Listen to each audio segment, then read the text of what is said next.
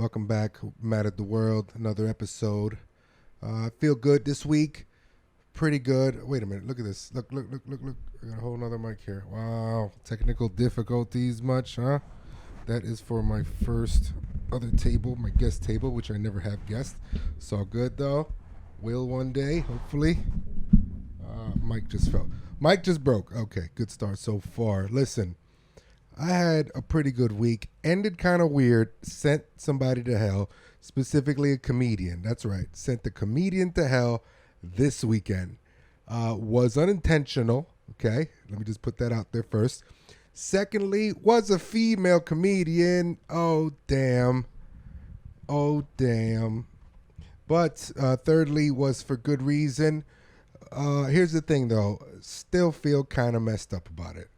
Why? Because ever since I've deleted or got banned from my first Instagram account, I'm not getting it back, tried everything possible. I had to start all over again on my backup page.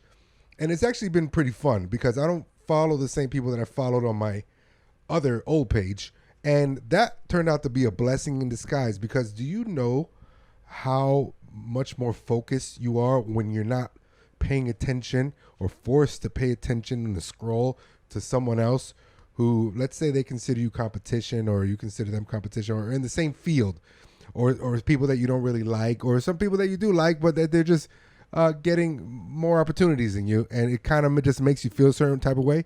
Like when you don't see those people, it really does something to you, like for you. You start to zone in and focus in on your shit only. And that's kind of the vibe I've been on. Like I followed some of them back, but for the most part, anyone that I've had like a little issue or has been kind of weird with, I just don't follow them, and it's fine. They don't follow me. I still been getting my clout back up, as the kids say, and feel way better. Like I see the difference, I feel the difference, and I portray the difference. That and my girlfriend actually helps me out a lot with emotional stuff. That's another story. But anyways, this one particular comedian, it's always been kind of weird. Always kind of try to be friendly with this one. Just shit after shit happens that just shows you that the universe does not want you guys to be friends. And by the end of it, I'm like, oh, okay, I get it. You ever had that one thing that where it's just like you try and try and try and try, and it's just like every turn, like you just look like an asshole, right? Like if you ever, one time I met this chick. She was like a clout chick. What's her name? Yes, Jules. I'll say her name. Fuck it. She'll never be my friend again. But anyways, I've always known about her. I always liked her hustle. I showed up one time to an event that she was at. I thought, hey, let me make a good impression. Let me give her a bag of weed or some shit. I overheard her say she's looking to smoke. So, bro, I went up as an over-eager, with that over-eager desperation scent, I guess, right? Gave her a bag of weed, and she looked down, and she looked at me just like with the most, ew, get away from me, dude, type of fucking face where I was like, oh, man. I guess that was a cringe o'clock moment, right? So moments like that, not to that extreme with this particular person, but just little things like, oh, this should appeal to her better nature, like as a olive branch, right? But those olive branches always turn into a fucking shit fig stick for some reason or the other that's beyond anyone's control, right? And it just all came to a head the other night, man. I had to really, if we're not going to be friends, fine. But if we're going to be in the business, like where you work at, and you know when people say that bullshit good morning, they don't even put good morning. They just say morning. And it was, hey, morning, you fucking asshole, man. Right? You get that a lot. That's why a lot of people didn't want to go back to the office because now they have to go back into that same routine saying just morning to people that they don't like. Right? Morning, Jim. Morning, Dean. Morning. Fucking piece of shit. Anyways, that's my thought when it comes to the comedy scene, especially if I feel like somebody's going to be around for a long time which is actually a compliment. I really feel like this particular comedian is not going to stop, just like me. Okay, so what are we going to talk about? Like 10 years down the line, like what are we supposed to just not say hi to each other every time we see each other at the same mics, at the same shows? We're just gonna pretend like we don't see each other. That to me is so lame, dude. That to me is so lame. So I just got really upset that one particular night literally treated me like I was invisible, like I was fucking Casper as I'm walking in front with my fist out, like as a fist bump. I'm not even doing the fake, like, hey, how you doing? Like, I'm not even doing that. Just a regular, hey, acknowledgement. It was like air was just breezed on by her, because she didn't even break focus on what she was looking at through me. She's looking at something here. I'm walking. She's still looking at that thing through me. With my fist out.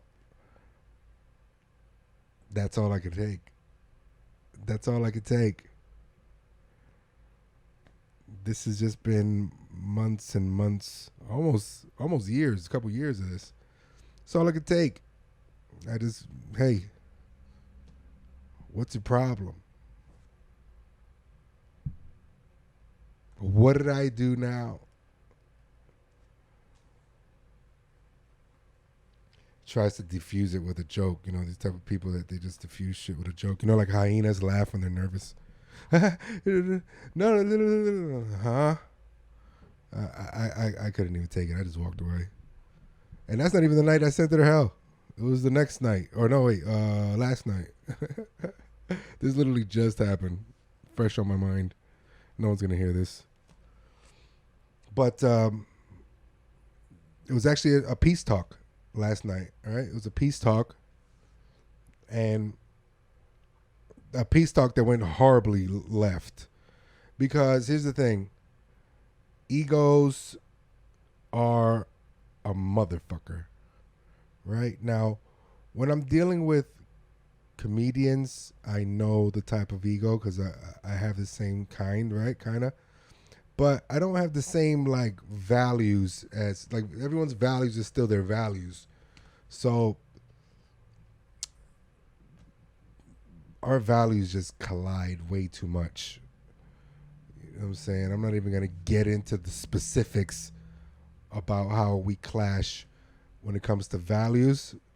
We're just going to agree to disagree, to not ever be friendly in any type of way. Period.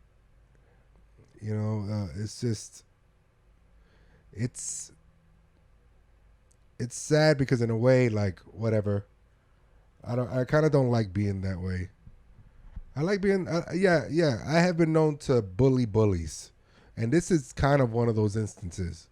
But this particular bully does it in an anti-bullying type of way, if that makes any sense. Meaning, whenever this person comes around, pretend like no one sees him. You know, because they have a big group of friends. Guys, pretend like no one sees him. You guys know I don't like this person, so you don't like this person, okay? Yeah. All right, so pretend you don't see him, and hopefully he'll just leave, and know every time we're around a certain show he won't want to come. All right, so let's just do it like that. All right, ready, go. And sure enough, but that doesn't work with me, because I love uncomfortable situations, especially with people that don't like me for no fucking particular reason. Especially for people who don't like me for no particular reason, who I've tried to make like for a good reasons. Those are my favorite. I'm coming in. I'm going to be like, hey, I used to do it in the cafeteria all the time. Come on in, a big table at the, you can't sit with us table. I walk up right in there, jump on the fucking table, sit on the fucking, put my ass on the actual table where you put your food, my feet on the fucking shit where you put your ass, and be like, hey, what's going on here? No, nothing going on here. I'm here. What's up, guys? All right, I'll see you later. And then proceed to jump on the table where you eat your food, and then jump to the other side. See you guys. Guess what? Guess what they do? Nothing. They don't do anything. Those are the type of anti-bullying bullies that I'm talking about. They don't do anything, right? Like technically they don't do anything, right? People see them and it looks like me. Like I'm just going over there, fucking putting my ass on their fucking table and walking across it. Meanwhile, they have these intricate discussions about how they're gonna try to make someone feel like a outcast or left out or just not in, mean girl shit. That doesn't work with me. I want to know what's up. What? What's going on? What is this? This weird shit. Come on, let's do this. Let's talk about this. Anyway, it just went completely left, bro. It went completely left. Ended up sending the girl to hell. I'm not proud of talking to any chick the way I talked to her. I mean, obviously I didn't call her any names or whatever, but I might as well have.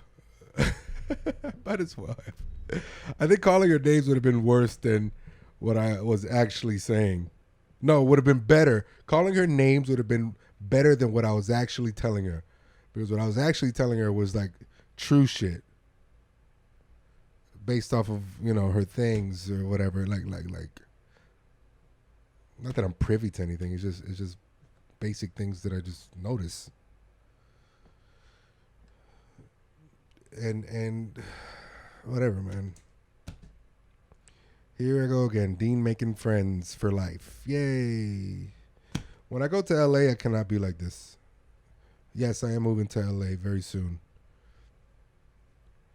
I cannot wait for one. I'm looking forward to it. I know it's a whole nother animal over there. I know that there's 10 of these type of comedians in male and female versions like there were last night on every block over there from Newport Beach to goddamn Calabasas. I know. And worse. Because my thing was at least pretend to have a little respect for me. Say hi. Say, give me that morning. Fucking asshole. Give me that. I'd rather that. And I know over there in LA it's even worse because they'll won't like me and still be like, hey, good morning, Dean. How you doing today? Can you do anything for me today? Is there anything I could snake from you today? How about your back? Does it have enough knife wounds in it? Well, turn around. I'll give it a shot. I'm giving it a shot.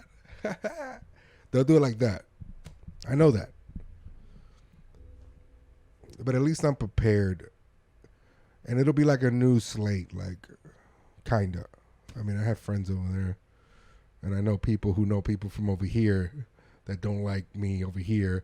That once they see me over there, they might fucking try to, throw their little salt in my game. But it's all good, man. I'm used to it. And I'm always still going to be winning, man. I've been winning since I was 19 years old. I've been on my own since I was 19 years old. This isn't a thing. This isn't like who I am as far as always been. Yes, have I always been a comedian deep down inside as far as like my origins of what made me a comedian? Yeah, absolutely. And it wasn't until 5 years ago that I finally decided to channel it in the way of making people laugh. Yeah, sure. But before that, I've been doing life. I'm not a trust fund kid. I'm not a sugar baby. I'm not none of that. I rushed to get old, which was a mistake, but I had to figure out life. I had to have a car to get around and pick up chicks and get to work. And occasionally traffic, never mind. I had to have a place, a roof over my head that I had to pay for. I had to have a job all the time. Shit jobs. If you guys knew the amount of jobs I've had in my life, I'm talking about from waiter to construction to AC to I worked on a boat once as a bartender, for God's sakes. Like, so many things. There's so many other things that I can't even think of right now. I worked at Walgreens. like so many things just to stay afloat as far as bills. Because once you get stuck in a bill, that's it.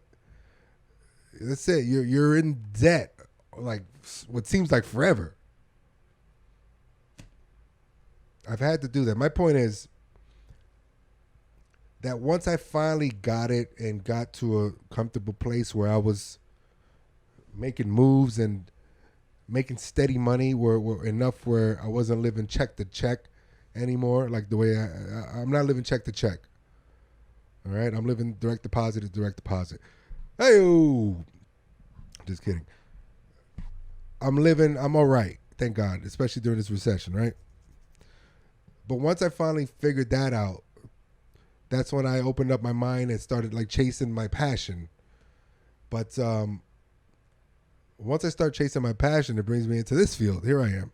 And now in this particular field, there's a lot of people that I normally wouldn't even cross paths with on regular occasions. A lot of different personalities, a lot of different kind of people. The one big thing that we have in common that makes us friends sometimes is the love of comedy.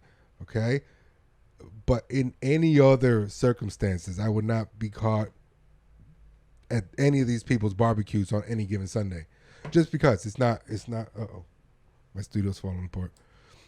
Just because it's not. It's just not our type of bro. Very rarely do you find someone who's your kind of bro in comedy, unless like they come from where you're from and you guys move out to LA together or some shit, right? Anyways, my point about that is there's certain type of people that on a normal basis would never get me upset or never get me wild or never get me flustered the way that I got flustered last night. Because they don't even know, like, not struggle, but they ain't been through the trenches. And they think this is the trenches. They think this means some shit. Like, this shit. There's nothing here. The only thing we could do here, especially in Miami, is get better at our crafts. Because we have a unique audience over here. But when it comes to anything else, unless you're trying to make it in radio, which is a good path, actually. It's a very good path. Very legit. But unless you're trying to do that, there's really no outlet for anything as far as show businessy. Unless you want to open up at the local comedy club here for other people way more successful than you for the rest of your life. You know what I'm saying? That's on you. Or you want to hit a cruise ship and then end up being in a cruise ship, which is actually not a bad job. What I'm saying is, for the amount of drama that happens in the Miami comedy scene, you would think that that's the type of shit that we're all fighting for as far as crumbs. But we're all fighting for like a crumb of the crumb. And it's really ridiculous, man. It just all came to a head. But anyways, my point is, I'm never proud of raging out. But I'm always going to defend myself when it comes to, I don't know, just being me, I guess. None of this means anything. This is fucking weirdest, deepest podcast so far. I should have kept it light. I should have pretended like it didn't faze me, which it doesn't. I just, as bad as people want to make it seem like I am, I really don't like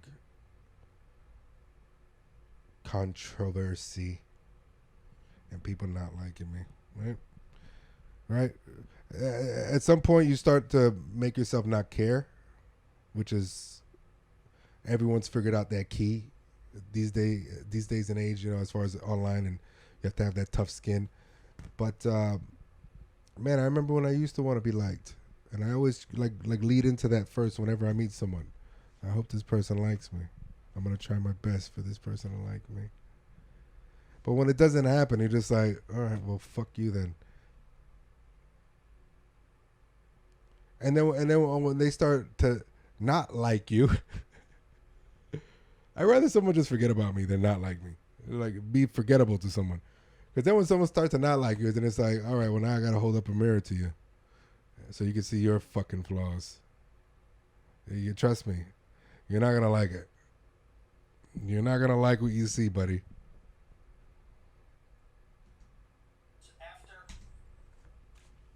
I made a list of top 5 comedians in Miami and South Florida. I thought it was pretty legit. I factored in 5 things. Number 1, they have to be born in South Florida, or not born. Started in South Florida, not born. Started comedy in South Florida. They have to be progressively getting better at their craft, making people laugh.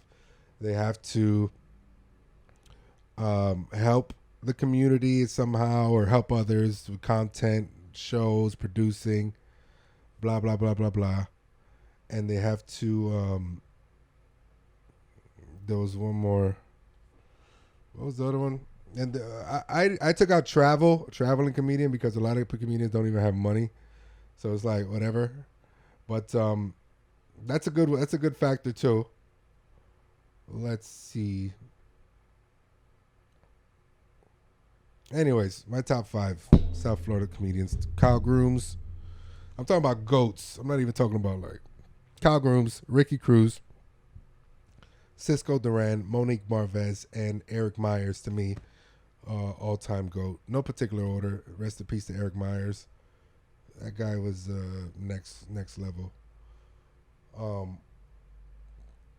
It was a good list, but then I started making a list of local future Miami goats. And me, of course. I'm one, of course. Come on, of course. Second one, it doesn't even matter who the fucking rest of them are, to be honest. I was just trying to like give my honest opinion. And of course, people just hating on my list, number 1, on people on my list, and then upset that they weren't even on the list. Like, first off, this is my fucking list. I didn't even put my favorite comedian on the list, which my favorite Miami comedian is my boy Chris Cilio, the blind comic out of Miami. Just one of the funniest people. He was actually one of the first people I saw when I first started doing stand-up. Fucking had me on the floor laughing, dying. Anyways, those factors, they factor in, man. Those are good factors to have. And it just caused this little like stir or whatever. But it's true, man. And then people like start saying, and career moves. That's the 4th one. Career moves, started in Miami, getting better, helping others. And then the 5th one, in parentheses, is traveling comedian, which a lot of people don't do. Very few of them down here have all 5.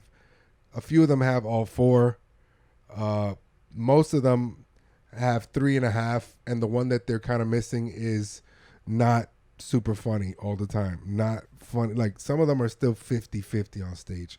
Thank God I am not 50-50. Thank God whenever I go up anywhere, especially a legitimate place, I'm going to get some fucking laughs. You better believe. Hey, listen to me. If there's one thing that I know for a fact, other than this shirt is fucking green and pretty on me, right?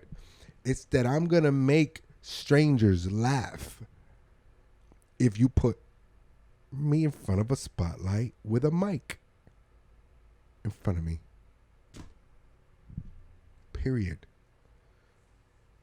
Some people have 3.5. Some people have been doing it long as me, maybe even longer, and still don't have that. Like, still don't have that. So a lot of people were left off the list. Even though I were to make a top 10, a lot of people will still be left off the list just for other technicalities, for like too many years in the game and you make people laugh. Yeah, but it's still hit or miss. For the amount of years you should be in the game, you should be hitting all the time. For the amount of years you've been in the game, you should be traveling. Things of that nature. For the for the amount of TikTok followers you have, you should be helping people, creating content with your peers.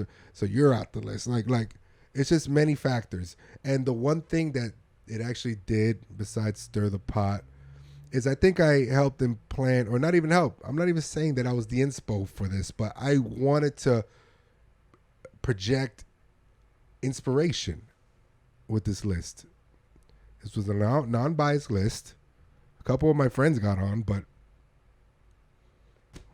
non-biased. A couple people I did maybe forget about, maybe like a couple, but it was just a list. It was just a fucking list, dude.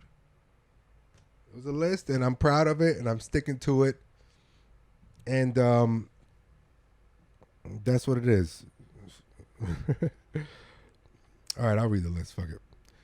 South Miami goats. I'm only speaking for Miami because this is where my stomping grounds is at. My top 5, no particular order. Future goats. I'm talking about people in this less than about 10 years and under, and who have done all 4, even 5 of those things, those factors. Julie Baez, Ridiculous Nick, Alain Gonzalez, who is a new pup, but his grind for the past 2 years that he's been grinding has been impeccable. He's been producing shows, doing the camera work behind them, hosting them. He was my wild card that I had to put in there, and I'm sticking to it. And he's getting better at comedy. The last time he did my show, he had the best set of the night. Killed it with the crowd work and with his whole game there. Okay, Carlos Hernandez and me. That's my top 5. Of course, me. Of course, me. There's some honorable mentions. I mean, I honestly should have put in Mario Ramil on the list. Carlos Hernandez, he's been working it. He's been working it, and you cannot hate on that, and you cannot overlook that. You just can't. Gene Hardy is another honorable mention that he could have easily been on the list, but it's my fucking list. And he's been doing comedy a little over 10 years, so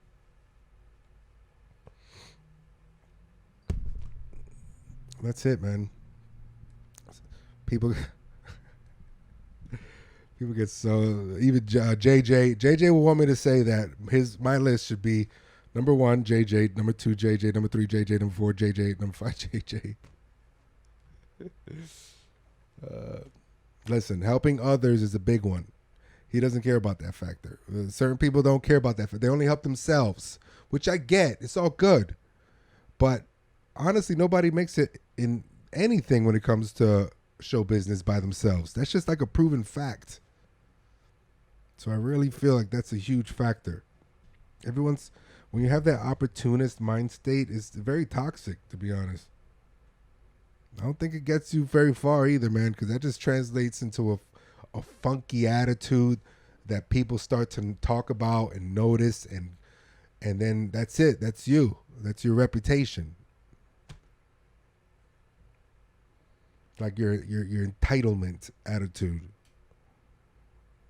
You know, I'm guilty of it too at times, but I put in the work for a lot of things. If I ever feel like I'm entitled, which I'm gonna work on that. You know, I'm definitely gonna work on it, especially when I get to LA. But if I'm putting in a bunch of work at this particular office, let's say, and then one day I'm just like tired and I want to take an extra 30-minute break, and the one time I do this, they tell me something about it, I'm going to look at them dead in the eye and say, fuck off. Not today. What I need to work on is saying, oh, I'm sorry. Right there, I have a problem with that. Right there, I have a problem with just that beginning statement right there. But let me finish it. Oh, I'm sorry. Let me explain. Sorry, I did everything that needed to be done. I did that plus double. Uh, so today I'm just taking a little extra breather because if I don't, I'll tell you right now, I'm gonna go blow this whole entire fucking place to the ground. I'm so sorry. Something along those nature. Something along those. Not verbatim, but that's how I should channel that. Just so I don't have a fucking attitude. Because I hear a lot of stories. You know what's a major story I hear? And this is another thing that a lot of people don't think that you could get advice from people 5 years in or whatever the fuck. That's so stupid. You get advice or insight from anyone. This is not even advice. This is just stories I've heard that I use as my own advice. And if I tell it to someone, hopefully you get the same gems that I got out of it. This is the only reason why I'm telling you. Not because I fucking feel like I'm Sigmund Freud over you. Anyways, a one that I hear a lot is trailers, dressing rooms. A lot of comics go to these movies or get hired by a movie or a show, and they put them in, to save cost, which I get the comics. But to save cost, they put it all in the same dressing room just to it'd be easy to find. Nobody has their own dressing room, or sometimes they do, but it's like all kind of, they shared space. Some comics, especially like the 20 years up type of people, they feel like they should have their own trailer or dressing room, like huge VIP style. And they make a big stink out of it. I've heard this several times, several stories from several different big comedians. I should get my own dressing room. What is I put in the work? Come on. And they make a big stink. They never call them again. The company, the producer, the director. Like, I've heard that one several times. So whenever I'm in Hollywood, man, I guess I'm just going to be sharing dressing rooms and whatever backstage with a bunch of other people, because that's one that I'm never going to do. And at the end of the day, I get it, unless the show is named after your name and they need you, or the movie is named after you and you're at least the one who's like the lead role, I don't think you should get a dressing room. I think you should be stacked in the warehouse, in the fucking human hoarding house or room that they stick you in. Be grateful you're on a fucking movie getting paid to play pretend or to talk funny, and shut the fuck up and collect your bread. That's it. Sit down somewhere. I'm sure they got chairs. If they got milk crates, then they might be fucking with you. If you got milk, hey, can you sit on this milk crate? Then they might be fucking with you. But other than that, if they're not, if they have a chair you can lounge on and chill for a while you wait to get paid for doing nothing, shut the fuck up about a trailer. I'm going to LA with a whole new mentality, bro. I ain't never too old to learn, or never too cool, or never too nothing to learn from anybody. I look at the gems. I find gems everywhere I go. In people's actions, in people's words, in people's stories, in people's current situations, everything. Everything they everything. You'd be an idiot to think that you can't learn from, especially your peers. Why? Because you're in the same boat. At least you think. I ain't on nobody's same boat. If I'm on the same boat as you, I'm willingly there. I'm voluntarily there. Believe me. Could easily fucking make my own boat or swim across the bridges I burn. Because trust me, I've done it before. I do it again. It's just that shit gets tiring after a while.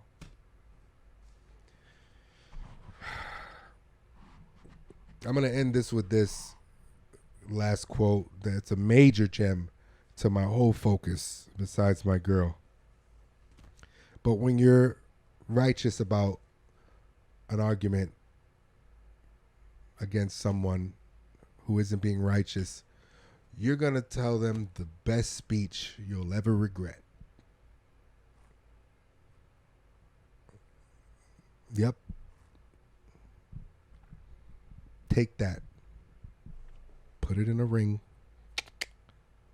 Wear it. Let it shine sometimes. Because that is a gem, motherfucker. I was going to do some clips, but I mean, I guess I have to because I gotta put some stuff out, right? Should I do clips? Nah. Today was like a real mad at the world episode. Like this is like the therapy, which I don't mean to make this a therapy. I apologize. But you see, I'm not too big to apologize, motherfucker. I stand by everything that I say. I stand by everything that I said.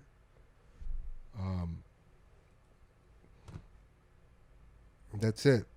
This was a real episode. Thank you for listening, and for those of you who did. And I'm going to be at Red Bar on Monday, which is tonight. If you're watching this, I'm going to release these on Mondays. Be at Dom's in Brickell on Tuesdays. I'm there every Tuesday. That's where I work out with the best comedian in Miami, JJ. I have a couple other shows.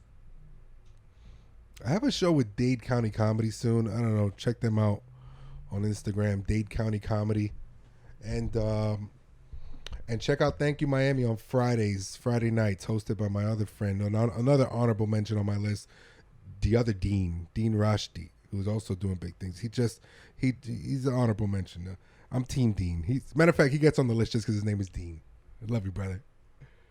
Anyways, man at the world. See you next time. Peace.